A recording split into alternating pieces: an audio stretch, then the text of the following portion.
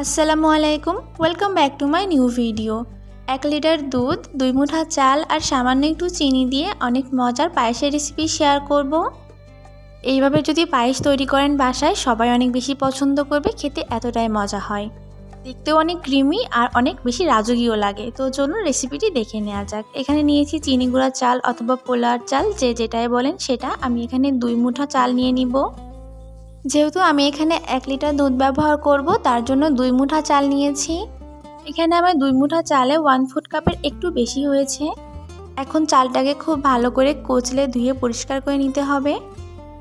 চালটা ধুয়ে পরিষ্কার করে নিয়েছি। এখন এর মধ্যে দিব 1/2 কাপ দুধ। দুধটা দিয়ে চালটা কিছুক্ষণ ভিজিয়ে রাখবো, এতে করে সেদ্ধ হতে সময় লাগবে না বেশি একটা, আর পায়েসটা অনেক দ্রুত হয়ে যাবে।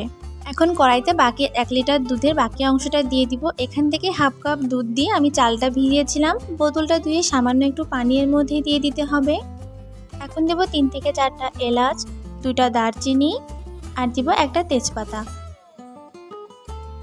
এখন খুব ভালো করে দুধটা জাল করে নিতে হবে। এই অবস্থায় চুলার আঁচটা হাইতে রাখবো। যখন দুধটা উতলে যাবে তখন চুলার আঁচটা মিডিয়াম করে দিতে হবে।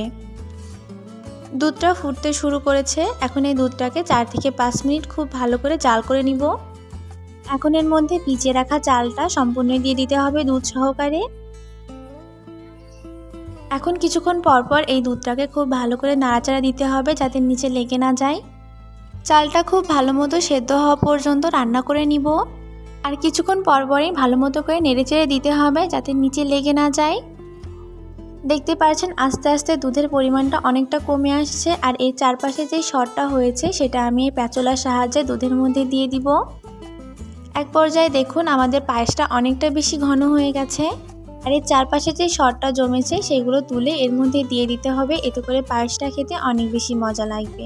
এখন এর মধ্যেকার গোটা যে মশলাগুলো আছে এগুলো উঠিয়ে নিব। এদিকে চালটা ভালো মতো ফুটে গেছে আর পায়েসটা অনেক বেশি ঠিক হয়েছে। এই অবস্থায় এখানে দিব 2 টেবিল চামচ চিনি, সাথে দিব 1/4 কাপ কনডেন্স মিল্ক। কনডেন্স মিল্কটা অপশনাল, চাইলে দিতে পারেন আবার নাও দিতে পারেন, তবে এটা ব্যবহার করলে পায়েসটা খেতে অনেক বেশি মজা হয়। কনডেন্স মিল্কটা ব্যবহার করেছি, যার জন্য চিনির পরিমাণটা একটু কম দিয়েছি। কনডেন্স মিল্কটা না দিলে চিনি এখানে 3 টেবিল চামচ দিলেই হবে, তবে এর থেকে বেশি চিনি খেলে তাও দিতে পারেন।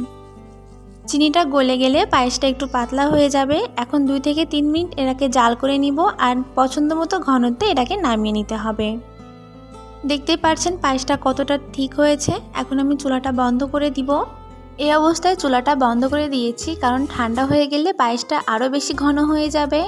এই অবস্থায় পায়েসটা অনেকটাই ঠান্ডা হয়ে গেছে, তাই দেখুন পায়েসের ঘনত্বটা কত সুন্দর এসেছে। মাশাআল্লাহ, আলহামদুলিল্লাহ। এই পায়েসটা খেতে যে কতটা মজা হয়েছে তা আপনারা না তৈরি করলে বুঝতেই পারবেন না।